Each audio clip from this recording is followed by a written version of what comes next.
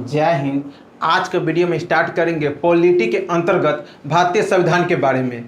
यदि भारत को पहचानना है तो भारतीय संविधान को समझना पड़ेगा, क्योंकि यह हर आदमी के लिए जानना काफ़ी ज़रूरी है।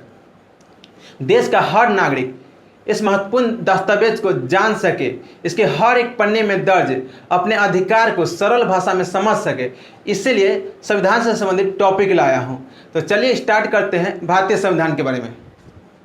देखिए, भारतीय संविधान महज एक किताब नहीं है, यह भारत की आत्मा है। भारतीय राज्य व्यवस्था के अंतर्गत सर्वोच्च स्थान संविधान को प्राप्त है। यह सर्वोच्च स्थान संविधान को प्राप्त है। संविधान 26 जनवरी 1950 से लागू हुआ। भारतीय संविधान, ध्यान दीजिएगा, 26 जनवरी 1950 ईस्वी को लागू हुआ। इस तिथि को लागू भारतीय संविधान को मूल संविधान कहा जाता है। मूल संविधान कहा जाता है, ध्यान दीजिएगा, मूल संविधान कहा जाता है। मूल संविधान में ध्यान दीजिएगा 22 भाग, 395 अनुच्छेद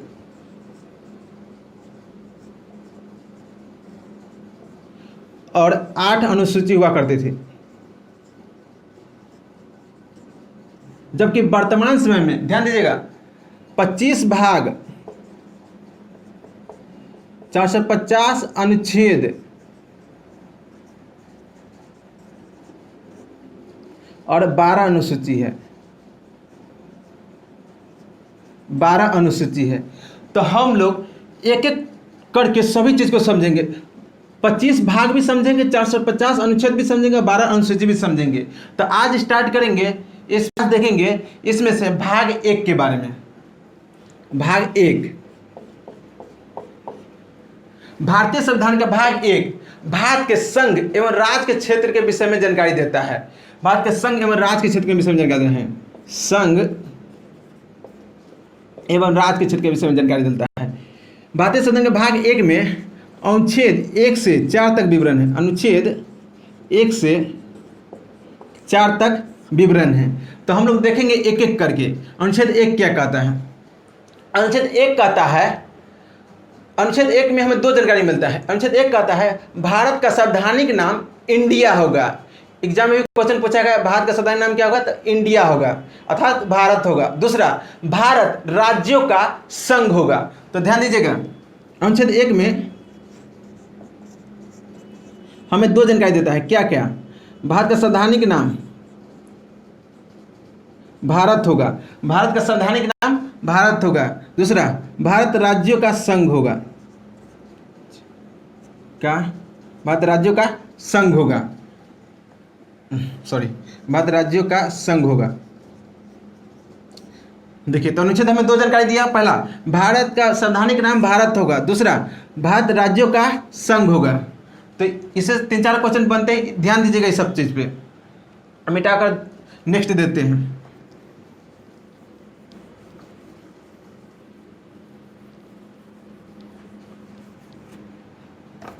अनुच्छेद 2 क्या कहता है? अनुच्छेद 2 कहता है भारतीय संघराज्य क्षेत्र के भीतर किसी नए राज्य का प्रवेश अनुच्छेद 2 के तहत भारतीय संसद द्वारा किया जाता है। नए राज्य का प्रवेश, नए राज्य का प्रवेश, नए राज्य का प्रवेश। अनुच्छेद 3 देखिए,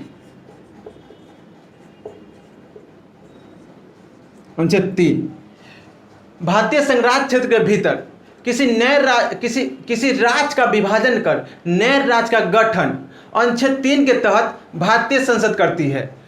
तो किसी राज्य का विभाजन कर, राज्य का विभाजन कर नया राज्य का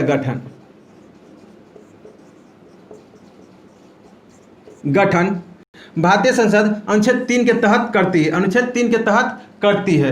अब एक राज्य का निर्माण कैसे होता है, इस प्रक्रिया को चलिए समझते हैं। किसी राज्य का निर्माण कैसे होता है? किसी भी राज्य का विभाजन कर नए राज्य का गठन सर्वप्रथम गृह मंत्रालय के द्वारा विधेयक तैयार किया जाता है। तत्पश्चात यह विधेयक राष्ट्रपति के पास जाता है। राष्ट्रपति बिना अपना मंजूरी के संबंधित राज्य के विधानमंडल को भेजते हैं। विधानमंडल को विचार विमर्श करने हेतु 30 दिन का समय दिया जाता है।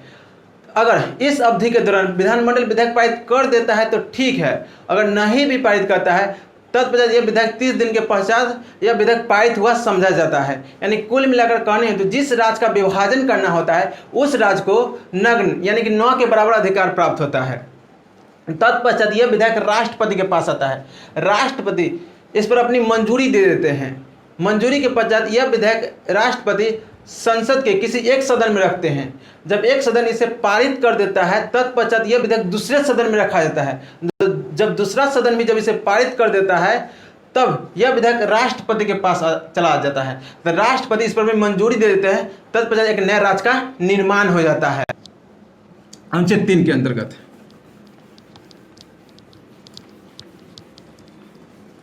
देखिए, सर्वप्रथम गृह मंत्रालय, गृह मंत्रालय यानी कि होम मिनिस्टर के द्वारा विधेयक तैयार किया जाता है। तत्पश्चात यह विधेयक राष्ट्रपति के पास जाता है। राष्ट्रपति बिना अपना मंजूरी के संबंधित राज्य के विधानमंडल को भेजते हैं।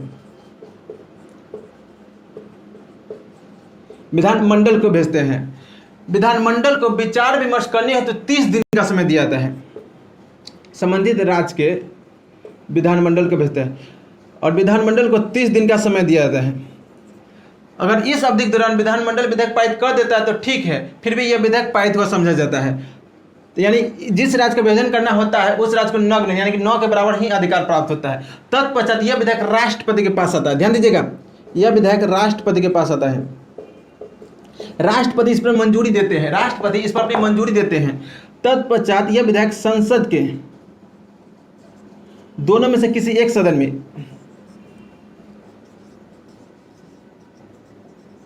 लोकसभा या राज्यसभा किसी एक सदन में रखा जाता है। जब एक सदन इसे पारित कर देता है तत्पश्चात यह दूसरे सदन में रखा जाता है। जब दूसरा सदन भी जब इसे पारित कर देता है तब यह विधेयक राष्ट्रपति के पास आता है। राष्ट्रपति इस विधेयक को मंजूरी दे देते हैं, तब एक नए राज्य का निर्माण हो जाता है। राष्ट्रपति इस विधेयक को मंजूरी देते हैं तब एक नए राज्य का निर्माण हो जाता है।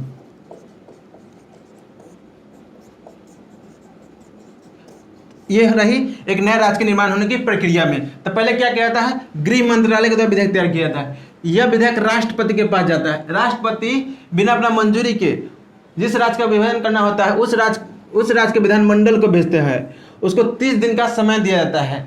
अगर यह विधेयक पारित कर देता है तो ठीक है, नहीं भी पारित करता है तो भी यह विधेयक पारित हुआ समझा जाता है 30 दिन के पश्चात। तब यह विधेयक राष्ट्रपति के पास आता है। राष्ट्रपति इस पर मंजूरी देते हैं।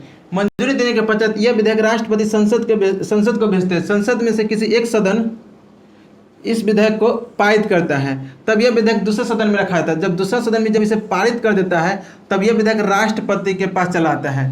तो राष्ट्रपति इसे अपनी मंजूरी दे देते हैं। मंजूरी के पश्चात एक नया राज्य का निर्माण हो जाता है। दोनों संसद यानी कि संसद, लोकसभा, राज्यसभा इस विधेयक को साधारण बहुमत से पारित कर देते हैं। राष्ट्रपति भी मतलब अनुमति देने के लिए बाध्य होते हैं, क्योंकि राष्ट्रपति को पूर्व अनुमति से यह विधेयक संसद में रखा जाता है। तो ये रही अनुच्छेद 3 की बात। अब चलिए समझते हैं अनुच्छेद 4 क्या कहता है। अनुच्छेद 4 कहता है जो अनुच्छेद 4 में जो भारतीय संघराज्य क्षेत्र में जो परिवर्तन हुए हैं वो भारतीय संविधान अनुच्छेद 368 के तहत वो भारतीय संविधान संशोधन नहीं माना जाएगा। क्या हुआ देखिए, समझते हैं 4 क्या कहता है। अनुच्छेद 4 कहता है जो अनुच्छेद 2, अनुच्छेद 3 के तहत जो परिवर्तन हुए हैं वो भारतीय संविधान अनुच्छेद 368 के तहत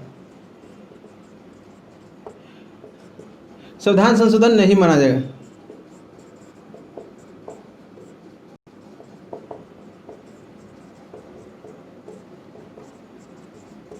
नहीं माना जाएगा, नहीं माना जाएगा।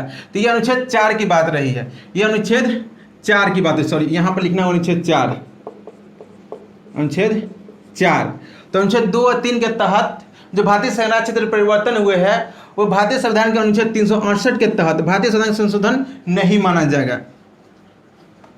जब एक नए राज्य का निर्माण होता है तो इससे भारत के प्रथम एवं चौथी अनुसूची में बदलाव होते हैं।